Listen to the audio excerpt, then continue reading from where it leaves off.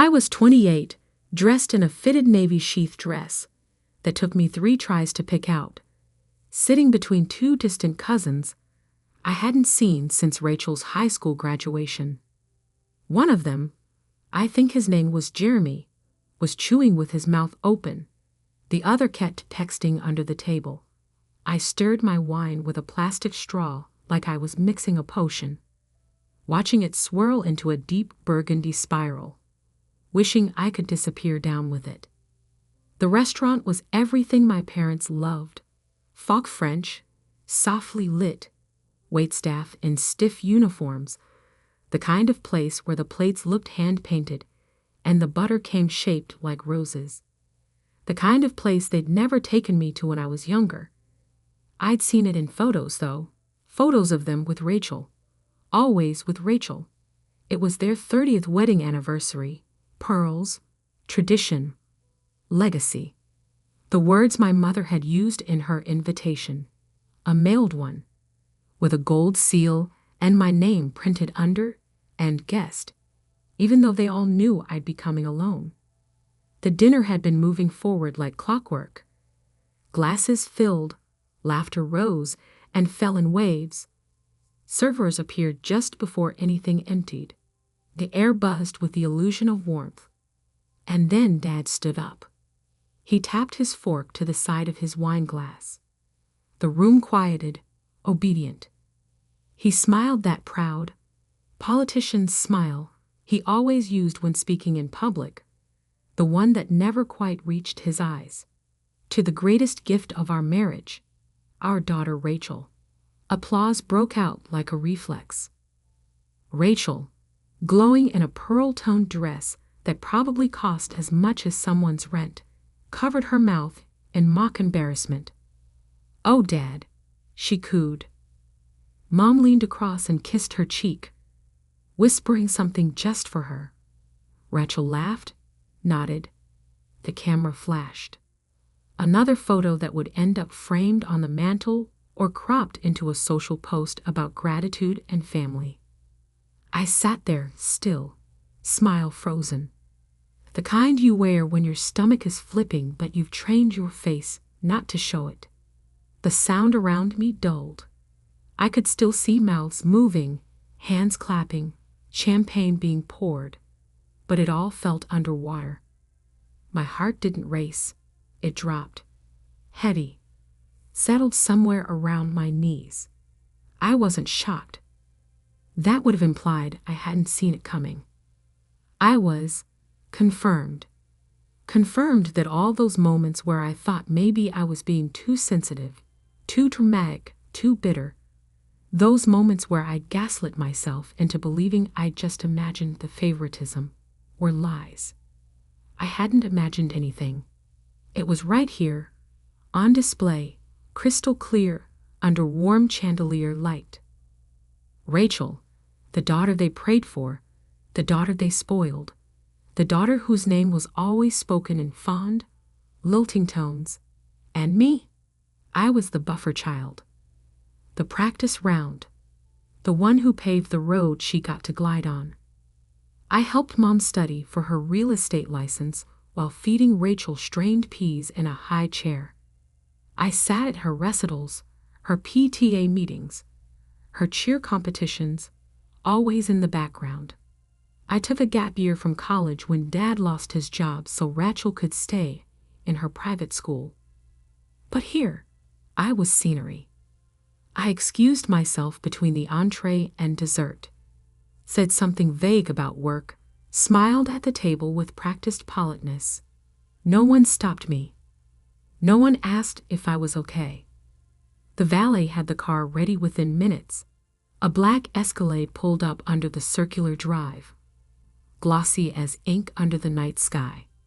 I slipped into the back seat, barely exhaling before I said, "Fifth and Harper, the restaurant." Not a restaurant. The restaurant. Mine. I leaned my head against the cold window as the city lights moved past, a blur of silver and amber. For a second, I let myself feel it. The sting, the dull, aching sting of being invisible to the people who helped shape you, of being successful in every metric except the one you once begged for, being seen. They gave Rachel a toast. But I built an empire while they weren't looking. The car turned the corner, and in the distance, I saw the soft glow of the sign I'd designed myself. Everwell. A name I chose after I landed my first investor, a name that meant nothing and everything all at once. I stepped out onto the pavement as Miguel, my head chef, opened the side door for me. "You're early," he said with a grin. I smiled back, the tightness in my chest loosening just a bit. "Let's make it a night to remember," I said, because if my family wouldn't toast me, the world damn sure would. The second I pushed open the back door of Everwell, the sound that greeted me was so jarringly different from the polite, curated applause at my parents' anniversary dinner that it nearly stopped me in my tracks. It wasn't lukewarm, obligatory clapping. It was full-bodied cheering, spontaneous, vibrant, and real. The kitchen lights bounced off polished stainless steel, and beneath them stood the people who had become my real family. Miguel was at the center of it all, still wearing his apron, his curly dark hair tucked under his black bandana, a bottle of champagne in one hand and a sautepan in the other.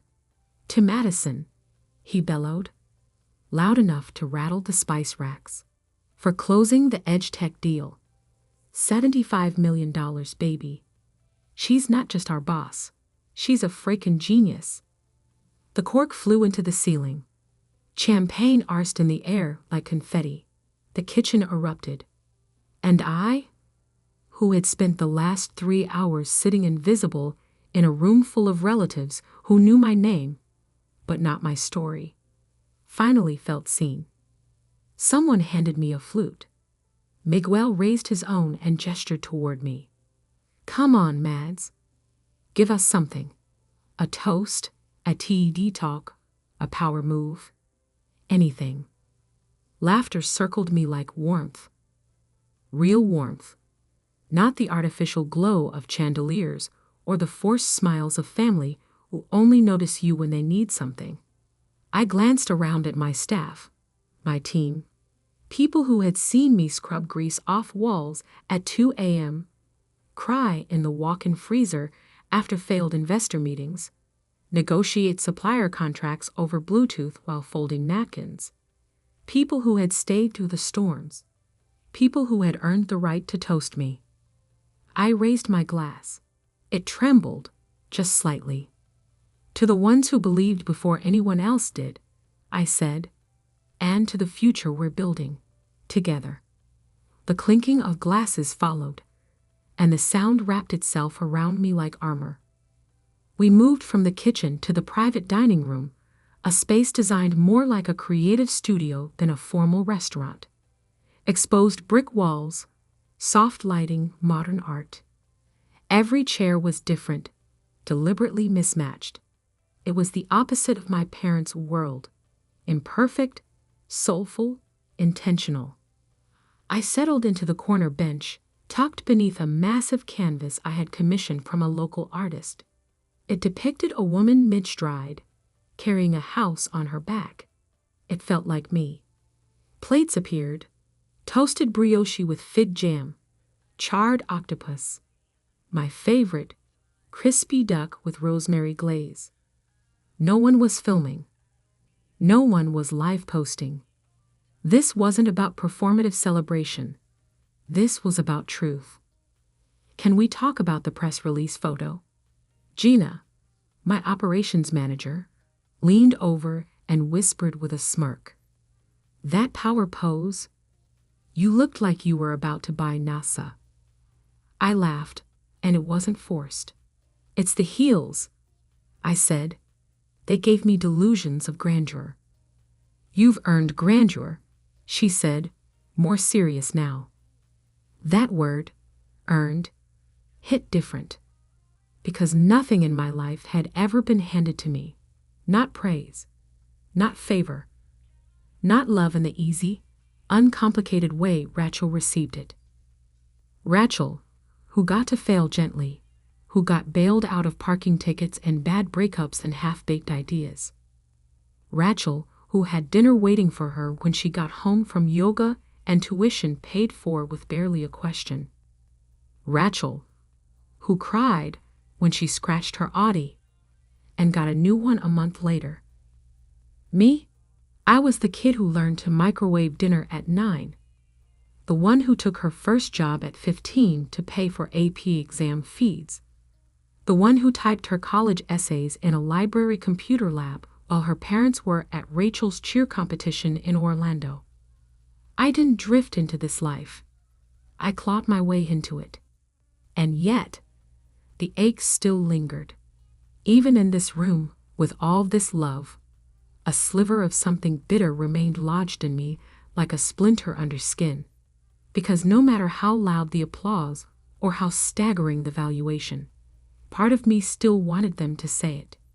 To say they were proud, that they saw me, that I wasn't just the first draft before Rachel, the trial run, the one they forgot to pour affection into because they were too busy struggling. That's the thing about childhood wounds.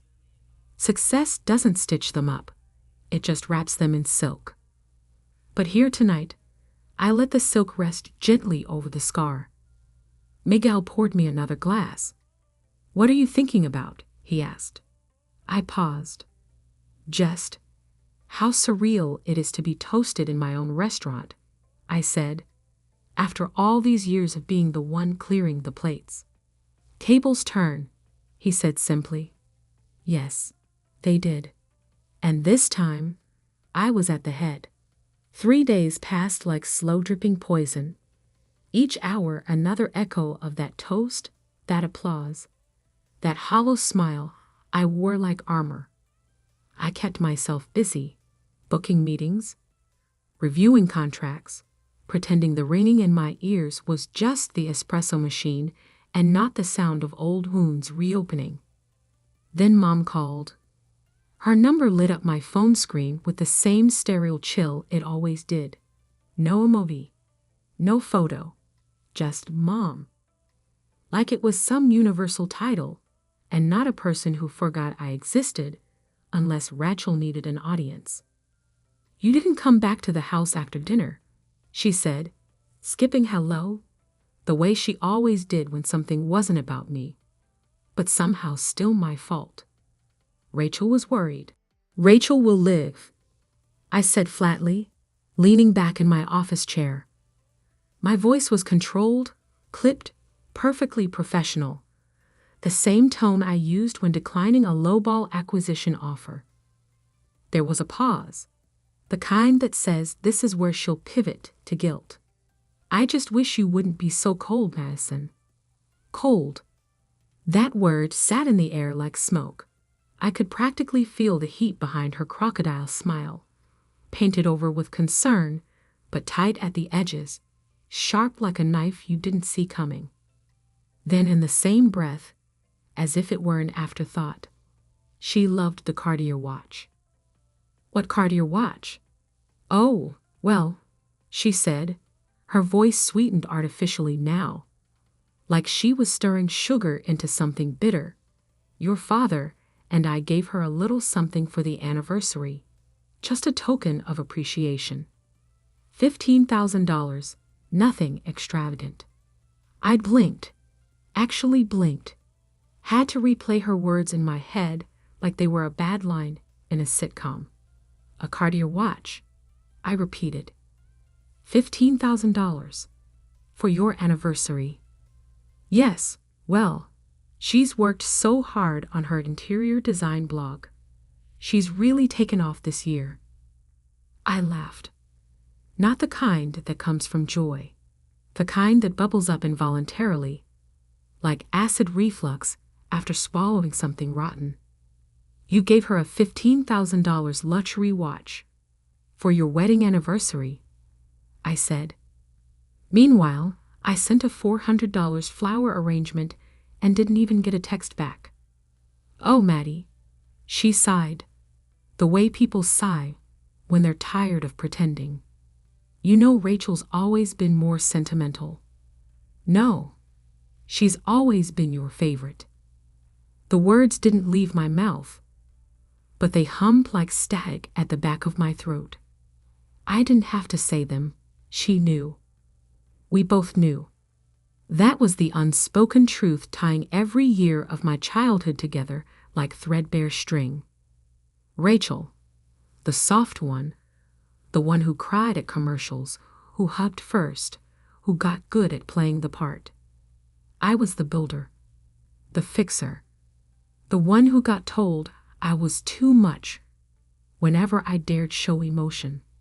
After we hung up, I sat in silence. I stared at the blinking cursor on my computer screen for what felt like a century. The report I was reviewing blurred into white noise. Eventually, I opened Facebook. A new post sat at the top of my feed. Blessed to celebrate 30 years of love and family. Thank you all who came to make it special. Attached were 4 photos. The first, Mom and Dad holding champagne glasses. The second, Rachel in the center, her wrist angled perfectly to display the new Cartier. The third, the whole family gathered under the restaurant's floral archway. Everyone in pastel. Everyone grinning. Even the damn dog. Everyone, except me. I wasn't just forgotten. I was erased. They had cropped me out of the narrative like I'd never existed. Not a single mention. Not even a shadow behind a cousin. I hadn't missed the photo. I was never meant to be in it. And what struck me wasn't the cruelty. It was the ease with which it had been done.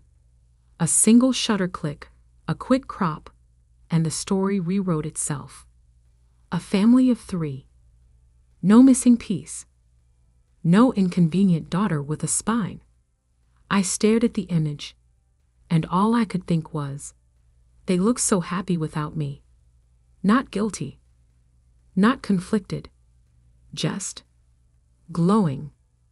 Rachel beaming. Watch shimmering like a trophy. Mom in her cream silk blouse. That faux warmth in her eyes that used to make me doubt myself. Dad had his arm around Rachel, not Mom. Rachel. I closed the app. Not out of sadness, though that lingered under my skin like bruising, but out of clarity. They had chosen her. Again. And in doing so, they had finally freed me of the fantasy that one day I'd matter to them the way she did. That if I worked hard enough, succeeded big enough, earned enough applause from the world, I'd somehow be welcomed back into the fold. But families don't open doors to ghosts they've buried. So I did what ghosts do best. I disappeared. 4 days after the Facebook post, 4 days after being publicly deleted by my own family, I received the kind of phone call that doesn't come from love, but from panic. My phone vibrated across my desk. The name Dad flashed on screen, glowing in the morning sunlight that spilled across the polished wood. I didn't answer immediately. I let it ring twice, then picked up, cool and composed, like a CEO fielding a call from a client. Not a daughter speaking to the man who once taught her how to ride a bike, and then, piece by piece, made her feel like she'd never be enough. Maddie? He barked into the line. No greeting. No buffer. Did you authorize a hold on our checking account? I leaned back, folding one leg over the other, my silk blouse whispering against the chair. The office around me hummed softly. Floor-to-ceiling windows glowing with late morning light. A whiteboard covered in diagrams and investor notes. Fresh orchid on my windowsill. My company had just finalized the EdgeTech acquisition. But that wasn't even the real victory. The real victory came buried in a 94-page legal file labeled Patent Infringement. Rivers Supply Chain Group. The tech they'd been running their entire back-end operations on. The logistics system that miraculously streamlined their inventory after I left grad school. Mine. Not metaphorically. Legally. I had the filings. The time-stamped code. The intellectual property license registered under my name. And now, I had leverage. I had my legal team run a compliance check. I said, each word clipped, deliberate, the way I had learned to speak in boardrooms where being a woman meant your voice needed to be a scalpel to be heard. Turns out your systems were running proprietary tech, my tech, without a license. The silence on the other end wasn't just stunned. It was scorched earth. You froze our money, he asked again, voice lower now, almost cracking. No, I replied, eyes on the framed patent hanging behind my desk. The federal court did. A sharp inhale. I could hear his pride fracturing in real time, cracking like old paint under heat. Why would you do this to us? He said finally. And there it was. Us. As if this had ever been a partnership. As if my entire childhood hadn't been one long list of things I owed them. Quiet, obedience, gratitude, forgiveness, while Rachel reaped the benefits of being adored.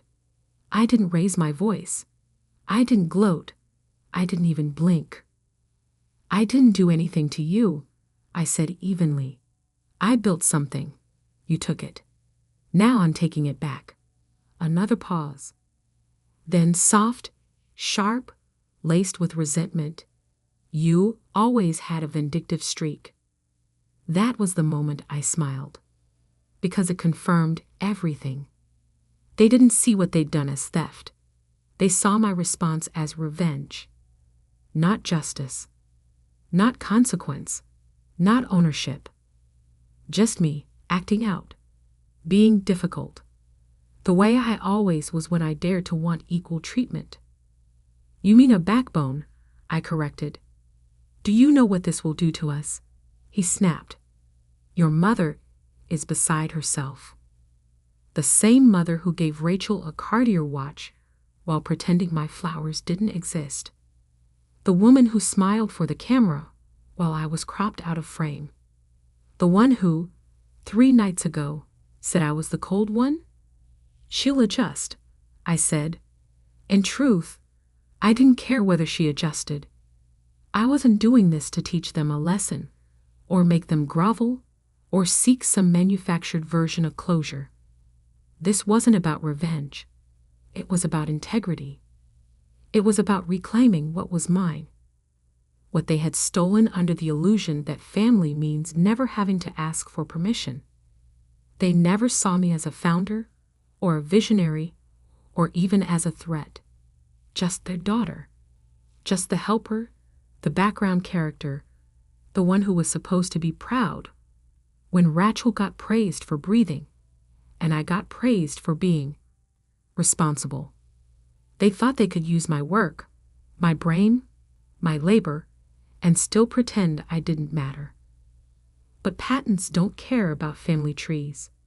When I ended the call, I didn't feel triumphant. I felt clean, because for the first time in years, I wasn't bending. I wasn't waiting to be chosen. I had chosen myself. A week later, my office door creaked open without a knock. Just the soft sound of designer flats brushing against polished hardwood. I looked up from my laptop, expecting Gina or my assistant, but instead, it was Rachel. She stood there like she didn't know what to do with her hands. No makeup. No Cartier glinting on her wrist. Her usual glow, curated, Instagram perfect, had dimmed into something raw. Her eyes were swollen, her hair pulled back in a careless knot. For a second, she looked like a stranger. For the first time in years, maybe ever, she looked real. I didn't know what they were doing, she said, her voice low and breaking. I swear, Maddie, I didn't know. I didn't speak right away. I closed my laptop gently, folded my hands in my lap. She needed me to believe her, to reach across the invisible chasm and absolve her of her complicity. But the truth was more complicated than forgiveness. I nodded. Once, slowly. I believe that you didn't ask. I let the words land where they needed to. Not cruel, not accusatory, just honest. But you also didn't question it. She winced. Rachel was always good at pretending not to see things. That was her power, her invisibility to discomfort. She floated above consequence, never needing to confront the machinery of favoritism that propelled her forward. Doors opened, problems vanished, and if someone else paid the price, she never noticed. I always thought you were lucky, she said after a beat, wrapping her arms around herself like she needed a shield. You were always so free. That word, free, it clanged inside me like a dropped coin. Free? I wanted to laugh. I wanted to shake her. Instead, I leaned back in my chair and let the truth rise slowly in my throat. No, Rachel, I said, my voice calm, but steel-lined. I wasn't free. I was discarded. There's a difference. She blinked, unsure whether to cry or argue, but she didn't do either. She just stood there, mute, absorbing it. They built you into who they wanted, I continued. Perfect daughter, golden child, center of every family photo. You didn't choose that, and I didn't choose to be forgotten. But while they were polishing you, I had to forge myself, alone, from the ground up. Her lip trembled, but still, no words. And in that silence, something shifted in me, not pity, not anger, but something heavier and more liberating, release. I didn't need her apology. I didn't need validation. That weight had already fallen away days ago, when I stood up for myself, when I took back what was mine, when I stopped trying to be seen and started living as if I already was. Later that night, Everwell glowed in candlelight and low jazz. We had closed the dining floor for the evening, just 10 people seated around a long, reclaimed wood table in the private room. Every plate was curated, every wine hand-selected. But the real richness came from the voices around me. The sous chef who'd stayed when we couldn't make payroll that first winter. The developer who'd built my prototype in a garage at midnight. Gina who had believed in me back when I barely did. No parents. No Rachel. No apologies. Just people who chose me. Miguel stood at the end of the table, lifting his glass. To Madison, he said, eyes shining, who turned rejection into a $75 million revolution, who fought when no one watched, and won when no one thought she could. There was laughter, clapping, a few quiet, hell yes murmurs. I stood slowly, letting the moment rise to meet me. This time, the toast was mine to return, not from obligation, not from desperation, but from clarity. I looked around the table, heart full but no longer aching. To the family we choose, I said, the ones who show up when there's no spotlight, the ones who build with you, not just benefit from the blueprint. You are the reason I made it, and I will never forget that. Glasses clinked. Warmth swelled in my chest. And for the first time in a long, long time, I felt seen. Not because I had begged for it, not because I had played a part, but because I had chosen myself, and others had chosen to stand beside me. The real toast wasn't about revenge. It was about recognition. And this time, it tasted like freedom. Real freedom. The kind you earn.